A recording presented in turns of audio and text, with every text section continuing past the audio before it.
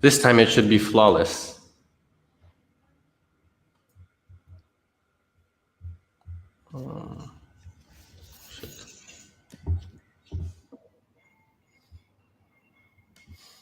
I can't believe it, but we're having technical issues again.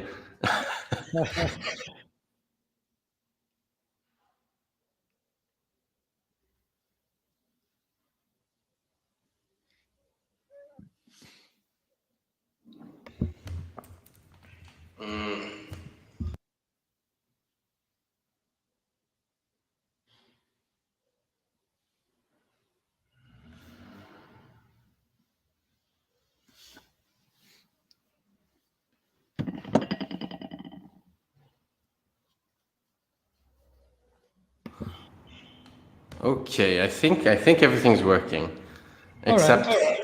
All right. So today we're here with Dr. Andrea Capussela, who wrote this wonderful book on the on the decline of Italy, I could say. Yes. Well, yeah, partial decline of Italy. And Andrea Capussela was head of the economics unit in Kosovo's international supervisor or supervisory unit. I'm not sure what I could call it. He was also advisor to the Ministry of Economy in Moldova. And he has written numerous articles on some on Politico, some for other blogs. And he is also author to 2 books, one on Kosovo and the one we are going to talk about. So as our first question, oops, I think I actually mixed up the papers. Well, actually, I think it'd be interesting to hear maybe 3 or 4 words on the book from you, Andrea, if it's not a problem. Yes. Maybe it'll take a bit longer than 1 minute. I started thinking about this book while I was writing the book on Kosovo, which is about the political economy of this country, which is a very special one because there was the international intervention. So you had the typical players of a political economy of a country with this added player that was very powerful, but maybe not very knowledgeable and maybe not sufficiently interested in the long-term development of the country. I used the literature on the political economy of development, on economic history to an extent. And while reading these works and while writing this book, at every page I was thinking about my own country. Because of course, the problems of Italy have always been on my mind.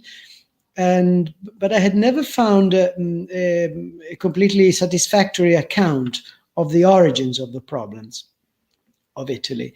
And I thought, it is then that the idea came up to me that maybe that literature could have been used to explain, to understand Italy's problems, which is what I try to do in this book.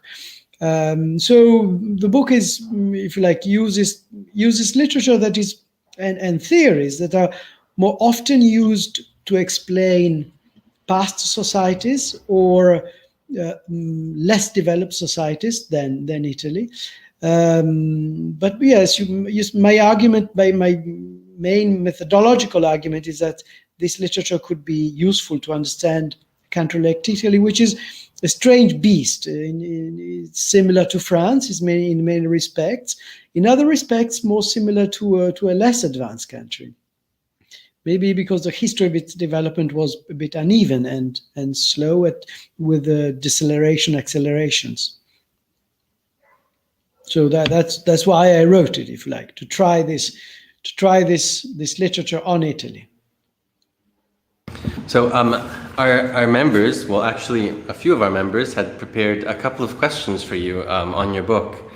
Well, the first question would be the question of certainty, because when we had talked about your book in Kosovo, and also when we talked about failing states in general, one of the main concepts you always seem to come back to was the certainty of law, or the rule of law. And our members were wondering if what your road plan would be. What would your proposal, or what would you think would be necessary for Italy to have more certainty? It's a question that's not really pertinent to your book, but I think it's still very important because Yes. it's. Yeah, certainly. I talk a lot about the rule of law. The basic chain of my argument is productivity, to which I link Italy's economic malaise, and indirectly also its political and social malaise in large part. And I try to argue that the weakness of Italy's productivity performance is chiefly to be linked to the weakness of competition on one hand and of the rule of law. And by talking of the rule of law, really I try to synthesize an argument which I draw from institutional economics. It is chiefly the institutions that run, that govern, that structure the incentives in an economy that determine economic performance. But institutions have to be carefully understood. It is not just the laws that are written in a country, but the way in which they're applied and the way in which they interact with social norms, which are not written but are widely considered as important, and they contribute to shaping behavior and expectations and incentives. The rule of law, the weakness of the rule of law in particular, is a phenomenon that opens a space between a polity's written laws and its actual laws, those that actually do shape incentives. And my argument here is that the weakness of the rule of law in Italy explains, if you like, is if you like a nice way of summarizing Italy's institutional problems. However, the analysis cannot stop at the weakness of the rule of law. This is not a problem that comes from the sky, from heaven. It has reasons. And my attempt in linking rule of law with political accountability and with the allocation of power in society, the degree to which it is contestable, is an attempt exactly to understand what kind of problems lie behind the institutional facade and also behind the rule of law question. Because there is a very nice definition of the concept of the rule of law in a paper by Stiglitz and a co-author, which says that the rule of law is what stops the few from stealing from the many. The weakness of the rule of law is not an accident. If you see this phenomenon in society, usually there is a reason, and often the reason is that someone is benefiting from it to the detriment of someone else, which typically is the many. So the question really is, how can the weakness of the rule of law persist? Because if you have political accountability, you would expect the many to press the few who govern them to rectify this problem, to have a stronger rule of law. So you typically have, where you see weakness of the rule of law, you typically also see a weakness in political accountability. And I try to argue that this is the case in Italy. And I go on to explain why this might be the problem. Now, if so, it is difficult. This is unnerving, of course, as a reply.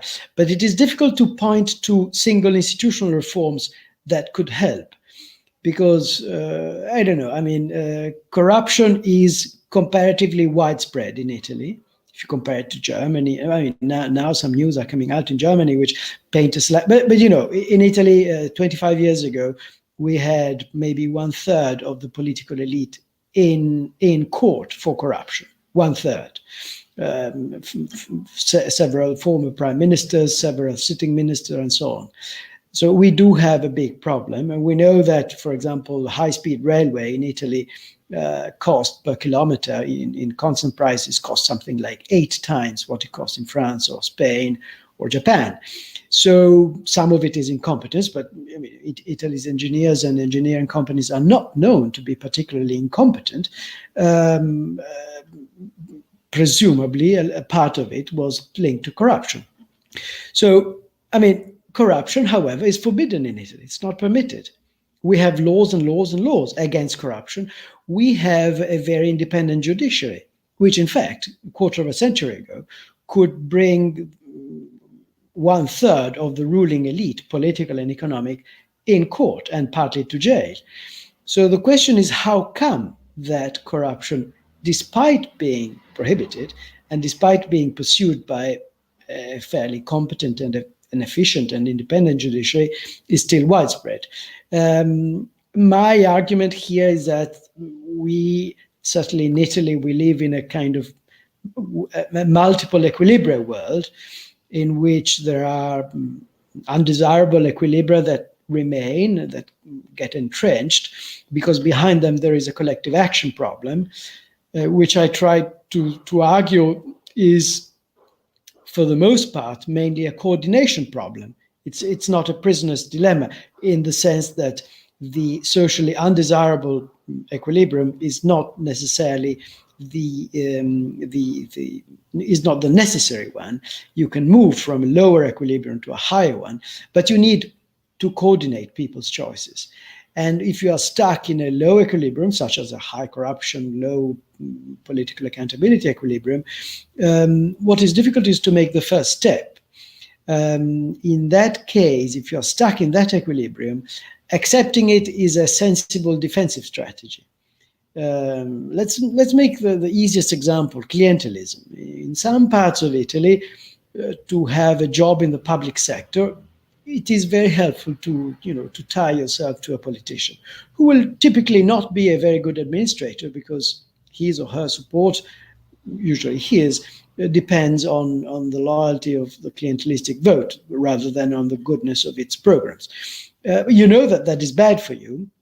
But if you reject the system, and if you are alone in rejecting the system, you simply, the likely outcome is unemployment.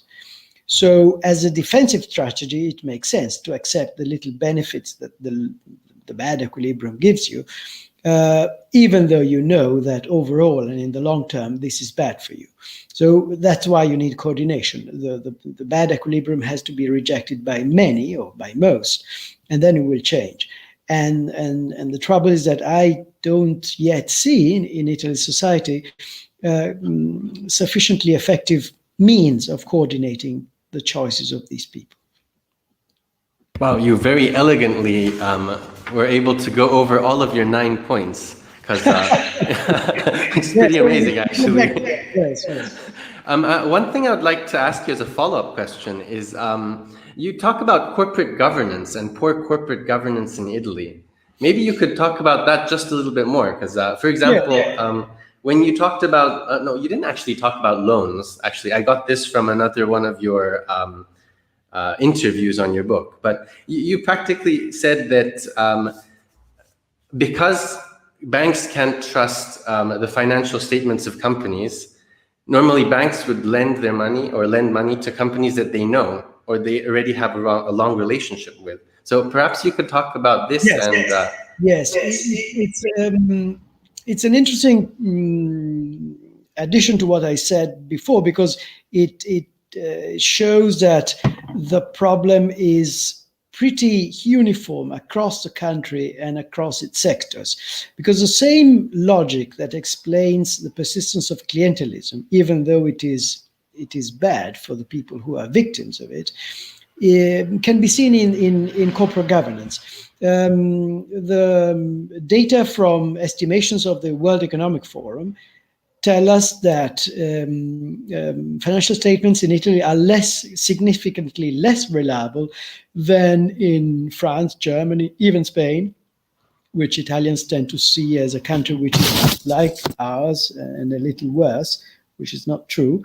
And here you see the same logic. If I'm an entrepreneur, drawing up, manipulating the accounts might give me small benefits. I can save on my tax bill. I can show potential investors that my company is better than what it actually is. I can deny my minority shareholders of a bit of their profits as dividends. But by doing this, I contribute to a climate in which financial statements in general are not reliable. And this leads investors to be less inclined to provide, especially equity capital, to companies. If the proposition for me now in Italy to put part of my capital into a non-listed company while remaining a minority shareholder is a problematic proposition, because if I cannot rely on the financial statements of the company and on the protection of the minority shareholders' interests, then I will be less inclined to invest, and if I invest, I will be more demanding on the terms. This explains a very visible phenomenon, that Italian companies, compared to their peers in France, Germany, UK, they have comparatively less equity capital. And we know that equity capital is specifically important for innovation, for growth. So this is a large part of the explanation of why Italian companies are on average so small and so and have such slow growth rates. And the trouble here is that if I, as an entrepreneur, choose to make impeccable financial statements and to treat impeccably my minority shareholders, I will forego the little benefits of manipulating the financial statements, but I will still suffer the damages of the more general climate of non-reliability of financial statements. So few will do it. It will make sense to act according to the law, let's say, if everyone does it, so that the climate changes. So you have really the very same logic. And here the logic explains why Italian companies on average are smaller and grow less and innovate less than their peers in other economies. And this is, well, we'll go back to that when we talk about North and South, but it is interesting to see the same logic in phenomena that are linked, that are typical of Italy's most developed regions, like corporate finance, and of its most depressed regions, such as clientelism, and using clientelism as a means to have employment in the public sector. You anticipated my next question, which is because perhaps non-Italians have quite a difficult time understanding the problems that are created by the differences in the North and South Divide. So perhaps you could explain this aspect of Italy, which is a really important aspect of Italy. Yes. North and South, the divide is deep. GDP per capita in the South is some 60 or something % of the North, or even less now. The reasons in large part are historical. When Italy was unified, the various kingdoms and principalities that were united were very divided. They traded much less with each other than with the rest of the world. And to give you an idea, there is an estimate by a linguist that when Italy was unified, some 5, perhaps 8% of the population could speak and understand the national language. Most spoke in their own dialects, and most dialects were not mutually understandable. Now, today, the problem of the regional divide is a bit ambivalent, because on one hand, there might be the temptation to ascribe most of Italy's problems to the South. I would reject this view, and I would say that the logic underlying Italy's problems, the logic that explains them, is fairly homogeneous across the length of the peninsula. And the example I just gave is one. In the South, you see perhaps the worst manifestations of those problems, but they are not different in kind from the problems you see in the North. And let's talk about the most obvious pathological phenomenon, organized crime in the South, the mafia in Sicily, other similar organizations in other regions. First of all, they don't, of course, dominate the south. They are present. It's like a leopard skin. They're present in some places, and they have different degrees of power in different provinces and regions. But they are present equally in the north. And recently, I think there was the Supreme Court a few years ago confirmed the conviction of a Lombard politician who was, by the way, regional minister of health for quite a few years. He was sentenced to maybe 10 or 12 years, I don't know, for soliciting the purchase of votes from the mafia, the Calabrian mafia, which is entrenched in the suburbs, in parts of the suburbs of Milan. He approached them asking for their support, offering to pay ready money for that, and then pledging to help them while in office. And this was a Lombard in a government in Lombardy run by the center-right, therefore including the so-called Northern League, which is the party that before becoming a sovereignist party was a regionalist party, and whose polemical target always was the south of Italy. So this is to say that the problem is widespread across the whole of the peninsula, is not different in kind from north and south. The fact that the south hosts the worst manifestations of these problems also implies that human resources and capital and everything is less efficient on average in the south. But this also means that the south is the reservoir for a possible growth leap. If the equilibrium would begin to change, then it is especially in the south that there is the reservoir for a leap forward in growth, because there is a lot of efficiency that could be obtained by better using those resources. And this is, by the way, a debate which is luckily resurfacing a bit in Italy on the occasion of the recovery fund. Just a very quick follow-up question, but why do you think all the investment in the south doesn't work? I mean, the last 4 governments, I believe, always promise big investments in the south, and they don't really seem to work every time. Or maybe you don't see their effects. Or...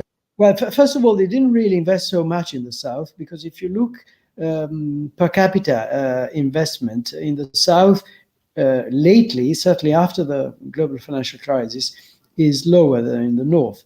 And a lot of the additional investment, which should be part of a development policy and be therefore additional to the ordinary per capita quota of public investment for the south, that additional investment was really substituting for cuts in ordinary investment. So you don't really have now a very high degree of investment in the south. You did have it in the past. Right after the war and until the 70s, there was huge flows of investment, which continued until the 90s and the 2000s. It did a lot, but part of it, well, this is linked to political history. And by the way, my book always tries to keep economic history and political history together.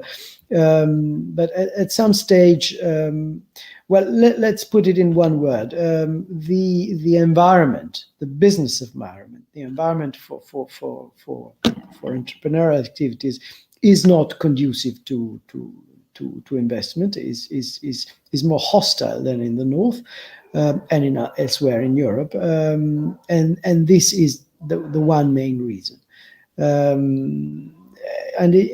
I mentioned Europe on purpose because this is a big, not just Italian, but also European problem. The South is the single large regional segment of a country that is most underdeveloped relative to the rest of the country in Europe. Wow. Wow, that's amazing. It's really sad, actually. It is. But you see, it's also a big opportunity.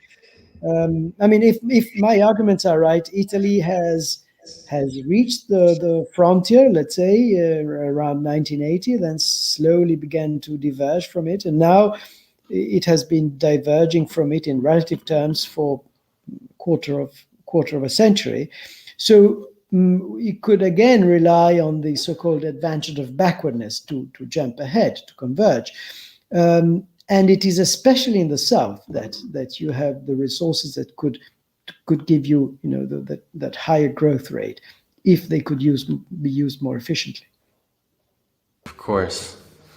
I was just thinking of railways, because if I'm not mistaken, in North Italy there are 3 companies that own all of the physical railways, and in the south we have something like 150 or something like that. Also, talking of efficiencies from a tender point of view. I'm not sure how to say that. Yes, I'm not really. I don't really know about the railways, I have to say. It was just the article that I'd read out of curiosity, so it supports your argument, I think, in a way. Another question which might be rather interesting is the fact that in Italy, we usually complain, because I'm in Italy as well, we usually complain about bureaucracy, services, and corruption. But an aspect that I think is really important and is also underlined in your book is the problems in the labor market in Italy. Yes. The rigidity, I could say, the hardness of the labor market, perhaps. It's two things. The rigidity, arguably it was too rigid. The problem is that it was made more flexible in a way, not in a universalistic way. It was made more flexible at the margins and by segmenting it. So until the latest reforms, for some 2 or 3 decades, there was an attempt to make it more flexible by opening up sectors to more flexible arrangements, which segmented the market. May I interrupt you for a second? Yes. For someone who doesn't understand economy that well, could you explain why this is so important? Let's say at the beginning, it is important because a segmented market deprives you of the, let's say, of the efficiency of a big market. This we know it from Adam Smith. The bigger the market, typically, the more efficient it is. But let's just make an example. In the past, the system was very rigid for companies of 15 or more employees, and less rigid for companies with less than 15 employees. Then the changes were made in such a way as to allow part-time employment, fixed-term employment, so that, and more precarious form of work, such that at the end there were maybe tens and tens of different possible labor contracts, which provided very different degrees of protection. There was a very high degree of protection for full-term, undefined time employment in medium to large companies, and then various shades of less protection. This, linked to the fact that the social protection system was also not universalistic because it was divided by categories, created a situation that was naturally hostile to the 2 things I think I consider important for long-term growth: competition and creative destruction. Competition and creative destruction have to, if you like, imply that production factors, labor and capital, that are locked in inefficient companies should be able to fly away into more efficient companies or sectors, or more promising companies or sectors. But if this happens in a situation in which labor is not well protected, not protected in a universalistic way, then labor will of course resist this quite a lot. And if this resistance is, if you like, becomes de facto parallel to the resistance of the part of the economic elite that fears creative destruction, you have a very big and powerful constituency against creative destruction or competition, which is what we saw in Italy. I quote in my book the writings of an economist who talks about this kind of balance that has to exist in an economy that relies on competition and creative destruction, with an adequate social safety net that is not just adequate, but universalistic, so that everyone knows that they will be protected. And then everyone will be perhaps more inclined to accept the risks and the adjustment problems that a competitive economy implies. I remember that The Economist today had bodyguards during that period, because he used to get threats to his life. If I'm not... I do remember that. And yeah, it's amazing. It's totally, in Italian you'd say incalza, I think, right? It covers the argument. Perhaps another point, which it's not really related to what you've said up to now, but it's a question that came to mind to a few of us. It's the fact that in your book, you talk about debt only in the 7th chapter, more or less, if I'm not mistaken. Yes, the public debt in Italy. Because from a non-Italian perspective, for example, from a North European perspective, most would say that Italy has been living beyond its means in some ways. But you don't talk much about that in your book. Could you explain why? Or I try to explain why it grew so fast during the 80s. Yes. And then I consider it as, you know, as an element of the macro equilibrium. I think debt is the offspring of Italy's productivity problem, in the double sense that historically it arose, the bulk of it, let's say until the global financial crisis, the bulk of it arose during the 80s, when the relatively high growth rates of the past few decades started to decline, primarily, I think, because productivity, and in particular TFP, started to decline. That was only partially compensated by the vitality of the industrial districts of central and northern Italy, and of the mid-size exporters, which became later Italy's strongest companies, those we have today, that only in part offset the decline in productivity.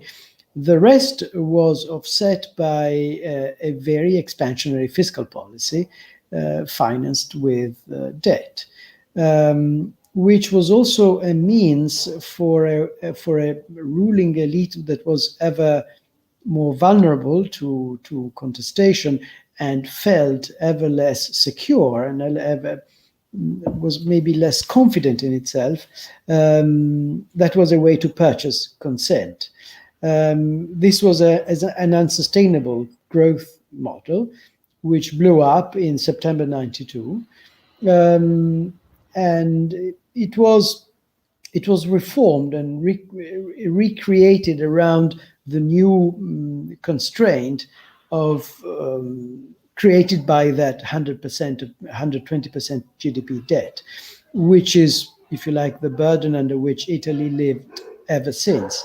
But the origin of that debt is really low productivity, and, if you like, the political side of it. And I tend to see that debt as a colossal constraint on political discretion today, but not as itself the origin of Italy's problems. I think it is the result of Italy's problems. And then, of course, I mean, by now that debt has become a European problem.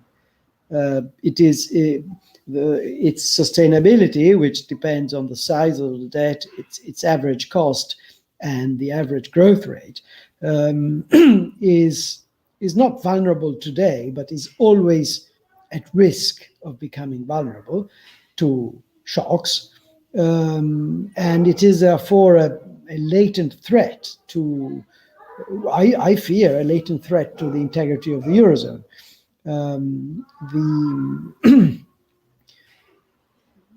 The thinking behind the recovery plan, the recovery and resilience plan, is very encouraging in this respect, because if there is a willingness to consider some degree of fiscal union in Europe, then maybe Italy's debt, merely because of this, Italy's debt becomes less vulnerable. Of course, it will be hugely problematic to deal with the legacy problem of this debt.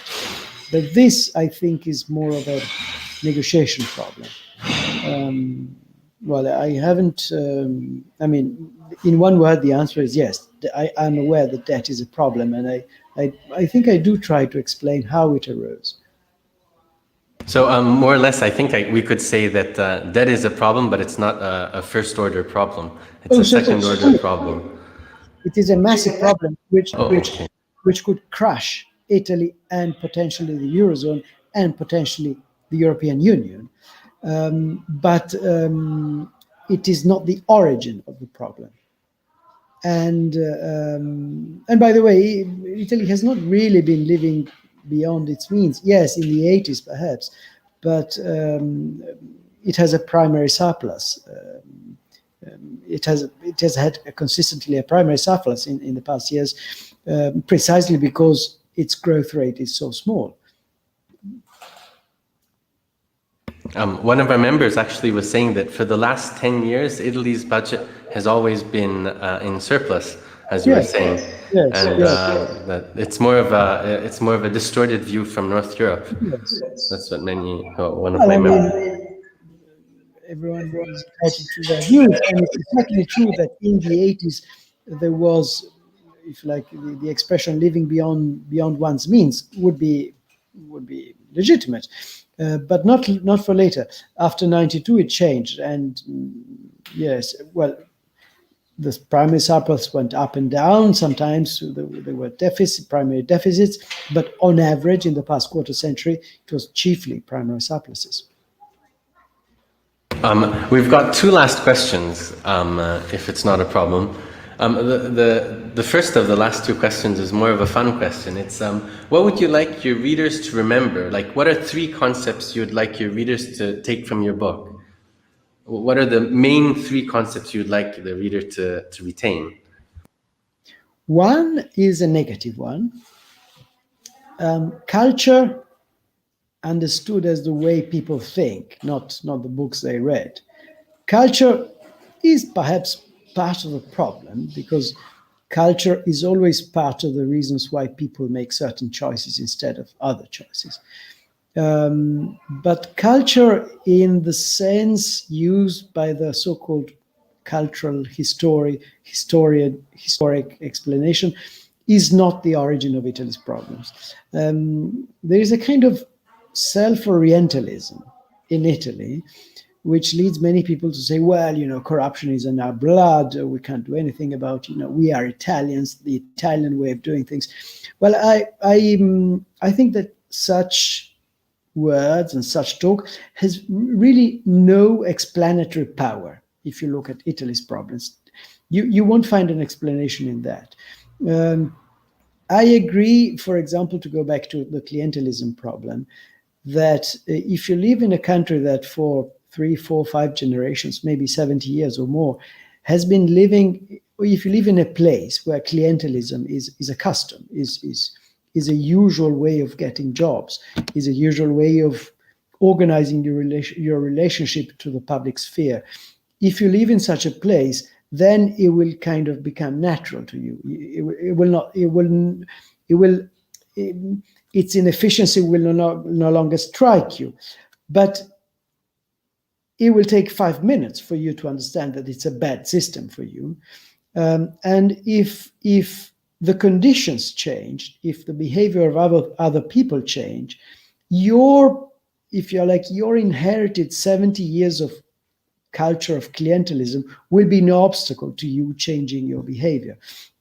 My main, if you like, number one in the takeaways I would like people to have from my book is that the cultural explanation is very weak. I accept that culture is a problem, is one of the elements that solidify the bad equilibrium, but is not a first cause at all. Maybe the second point is linked to this. We see many undesirable equilibria in Italy, which are reversible. We could move to a better equilibrium, maybe in various steps, because it is a collective action problem, and because collective action problems can be solved. It is difficult. It is difficult to coordinate the choices of citizens, but they can be solved. And if maybe here, the takeaway would be that indeed it is a coordination problem. It is a coordination game. It is a bit like driving on the left or driving on the right. It's not a prisoner's dilemma where the bad behavior, if you like, always pays. No, it isn't. And maybe the last takeaway is perhaps the role of ideas. I have maybe it is, maybe it is an illusion or a delusion, but I do think that with a more the public sphere has the potential of public debate, has the potential to lead people to see their interests more clearly and maybe to revise them, and this would create the conditions for better political programs to emerge and to serve as a coordination device. Now, having said this, I don't yet see them, but I believe that the solution lies there.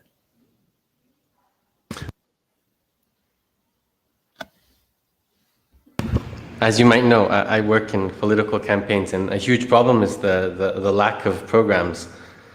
Yes. Often you see candidates run without proposals. Yes. No, but we need to talk about this, by the way. I'm very curious. And wow, so it's culture. So you're saying culture isn't such a big factor, if I understood right? It is part of the elements that shape people's choices and that solidify those equilibria. Let's go back to the example of clientelism or manipulating a company's accounts. I inherited my company from my father, and who inherited from his father, and so on. And they always used to manipulate their accounts to pay a little less taxes and to keep a little more dividends for themselves and to deprive minority shareholders of them. So let's say that is part of my culture. Then I do it because I know that I won't get caught, because many other people do it and it's very unlikely to get caught. And then there are, legal cases in Italy last so long, it will fall into the statute of limitations. I gain a little bit, and even if I start doing my accounts impeccably, I will still suffer from the general unreliability of financial statements. So, in this picture, what is the added weight of culture? The fact that I do it because my father did it, because his father did it, because in general our friends do it, our cousins who have another company also do it. It's not very high, It's mainly material incentives and the logic of the system. If material incentives change, culture, the cultural input to your choice gets put aside. We have empirical evidence from economists studying the behavior of migrants, which show that migrants very quickly adapt to the culture, so-called culture, of the host state. So let's say a Somali that goes to Sweden quickly becomes as law-abiding as the Swedes are, because the Somali sees that this society operates according to a different system and realizes this system is beneficial, and that if all incentives are in the direction of favoring the law-abiding response. Very quickly, the migrant, wherever he or she comes from, will adapt to that. So culture is not a sufficient determinant of your choices to be taken as the explanation of Italy's problems. And this, by the way, is not an anodyne, I think, remark, because there is quite a lot of literature, including in political economy, ascribing Italy's problems to its culture. Think about Robert Putnam's famous book, 93, Making Democracy Work, which is about Italy and about the cultural differences and cultural historical differences between the various regions.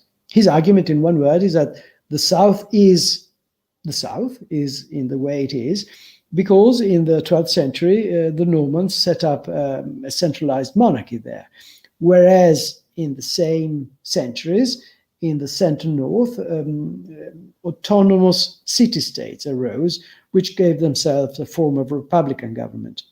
His argument, developed by other literature based on econometric data, debatable but interesting, is that if you grew up in a place where there was a commune in the 12th, 13th, 14th century, then you have a higher sense of your value as a citizen and a higher value of, you attribute a higher value to civic participation.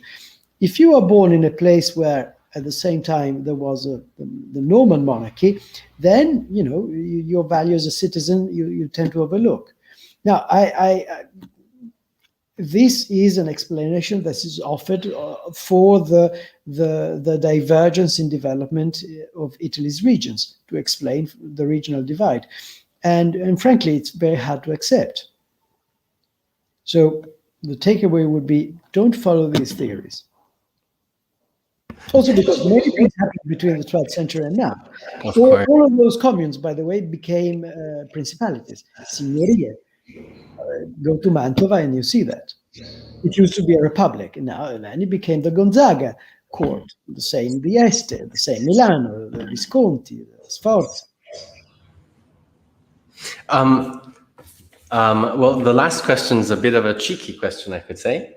It's how would you spend the 100 billion that are coming to Italy? So what would you do to try to kickstart Italy? It's more of a cheeky question. And do you think it's enough money? Is another question that comes to mind immediately. You could have put it even better. Give me a magic wand, and then let me decide what to do about Italy. Cheeky answer.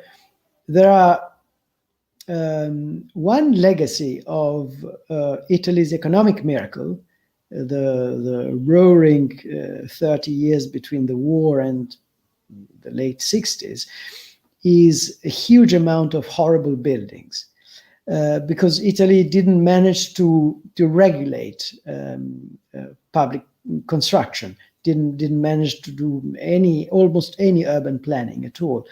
And the state of the suburbs of our cities and many valleys, many parts of the coast shows it. Parts of those places have been destroyed by construction. So with my magic wand, I would destroy a lot of those buildings and try to build something else instead. But this is linked to something which is often overlooked, but is important. One asset of Italy is its natural landscapes, and what, if you like, the material remains of its history. I would like to devote a lot of that money to preserving that.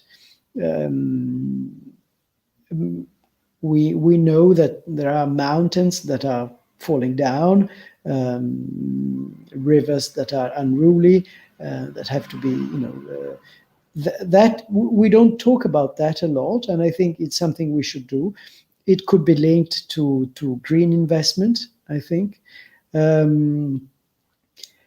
The problem, however, is that if my analysis is right, and that we have all these undesirable equilibria that require coordination to be overcome, more money will not solve them.